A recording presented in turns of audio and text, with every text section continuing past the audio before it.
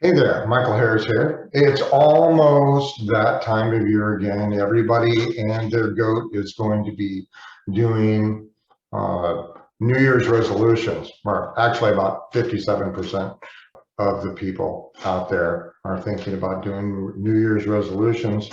I think it would be useful to mention that about 80% of the people that do New Year's resolutions, by mid-February, they've already like quit their goals and stuff. Why is that? I just, I thought we'd talk about that and what kind of goals people are picking. Like the top 10 are exercise, lose weight, get organized, they want to learn a new skill or a hobby. They want to live life to the fullest, save more or spend less. They want to quit something. They want to quit drinking, quit smoking, quit doing whatever it is that they want to do. And the last one is spend more time with their family. And I think all of those things are great goals. They really are. But with an 80% failure rate, would you like to have a different experience of that? Just think about that. Would you like to have a different experience than the experience that you had last year, where maybe you set a goal and it didn't work out, or you didn't even want to set a goal because you knew what was going to happen? The number one thing I think that holds people back from achieving their goals is a written goal. I mean, less than 3% of the people out there actually have written goals. They talk about what, oh, I want to do this and I want to do that. Write it down. Write it down. And I'm actually going to post in the comments a form that you can download. It's called a well-formed outcome. And it's easy. It's got 4 questions. What do you want? When do you want it? How will you know when you get it? And what's stopping you from having that right now? The other thing I think that, actually 2 things that I want to mention is, one, and this comes from my buddy, James Tripp. It needs to be in a pose format. It needs to be positive. You need to talk about what you do want versus what you don't want. Number 2 is it needs to be ownable. This is something that you own. It's begun, maintained, and delivered by you. It's not dependent on anybody else. It needs to be really, really specific. So if, let's say that you're going to do an exercise goal or you're going to do a weight loss goal, you need to talk about what specifically that you want to attain. You want to increase your strength by 10%. Well, what's your strength right now? Or you want to lose, 20 pounds. Well, what's your weight right now? And how much would be a reasonable goal, like 1 pound a week or something like that? And E stands for ecological. I know they throw that word around, but ecological means, is this goal that you've chosen, is it good for the whole system? Is it good for all of the areas of your life? Is it good for your family? Is it good for your long-term well-being? And the other thing that I think that would be really useful for people is an accountability person. And I tell all of my clients when they're working on something, get an accountability person. Somebody's who's going to hold you accountable for what you're doing. And I highly recommend that it's not your spousal unit, because they're going to let you off the hook. Okay, get a friend of yours, get somebody that you know, that you trust, and they're going to go, hey, you wanted to do this, right? Okay, they're going to hold you accountable. And then the last thing, another thing that I'm going to post in the comments is a picture of your life wheel. Okay, we have 8 different areas of our life, and they range from our physical environment all the way around the circle and to fun and recreation. Whenever you begin a goal, I want you to really think about, how is this goal going to affect the other areas of my life, my business or my job and my friends and my family and in my other activities, so that when you form your goal, that it's at least attainable, because for a time while you're learning how to do whatever new thing that you're going to do or whatever it is, it's going to be taking time from those other areas of your life, and you need to think about that. And I wanted to show you an interesting video. This comes from my friends over at CD Tube on YouTube, and it's a video, but it's a flash mob. And I wanted to talk about the progression of change, because generally, I mean, when we start out, it's only us. You know, we're the ones going to getting up early and going to the gym, or going to the gym after work, or we're taking a class or whatever it is that we're doing. It's taking more time out of our life. That's kind of like step one. Step two is when you get an accountability person, or you meet a new friend at wherever it is, and now you have somebody to interact with. You're no longer, you know, out in the wilderness on your own. The next phase is, as you begin to do this, you know, it's like, we'll just stay on exercise for a minute. Okay, so you've been exercising for a while, and now you've lost weight. Now you have to buy some new clothes. So the goal is going to be moving into a different area of your life. Maybe you decided to take a vacation, and you're going to go to Canyon Ranch and go, you know, hike and eat right and have somebody make your own food and all that stuff.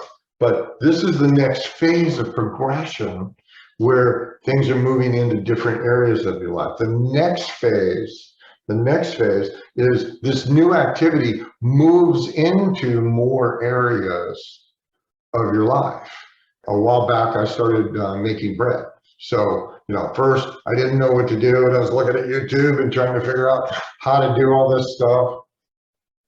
And I made my own sourdough, and then I started buying bread, or started buying flour, and I made mistakes, and I just kept going and going and going. And now it's moving into different areas of my life. I know what to do. I know how long it takes to do this. I can plan it, and I can do other things in my life without this, you know, this project, which actually takes 14 hours to do, by the way, it's not absorbing my whole life. So I'm working the other areas into my life. And then the last phase of a progressive change is this new activity. And whether it's saving money or spending money, or spending more time, or you've quit something, this is in all of the areas of your life. It's no longer a problem. It's a resource that you can use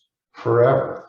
So, you know, take some time to think about, if you're going to do a resolution, do it in a way that makes it possible for you to succeed. And I'm going to show you this video. Well, like I said, it's from my friends over at CD Tube. And what I want you to watch is the progression of this flash mob. It starts out with one guy, and then it gets bigger and bigger and bigger, just like your goal.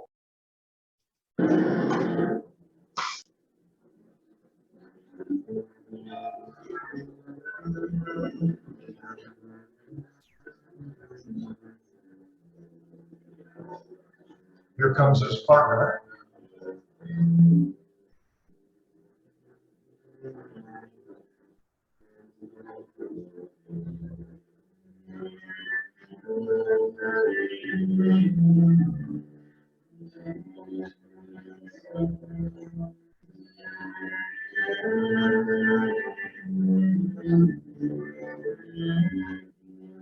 you can see people are beginning to get really curious about what's going on.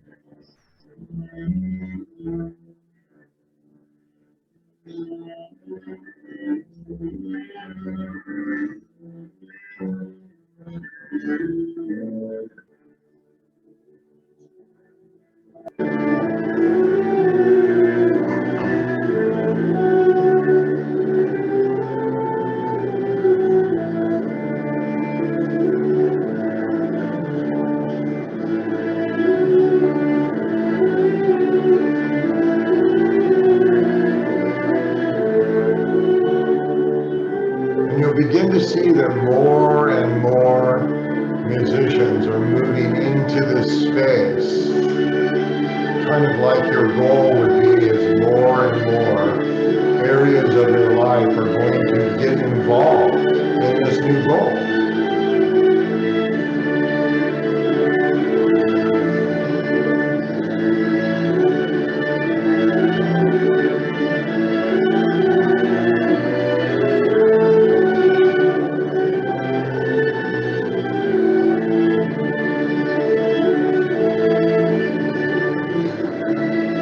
Somewhere in about 3 to 6 months of your new goal is going to have momentum.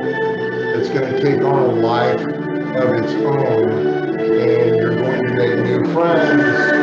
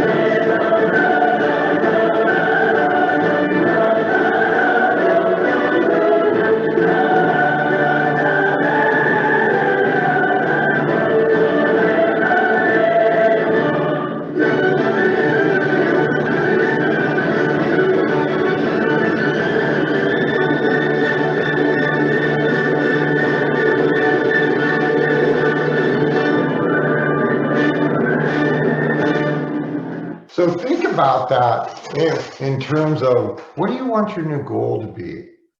And you watch that video again, you can see that little girl, the one that put that money in the hat, and she's kind of like standing there going, look at that. Look at what happened by a very simple step.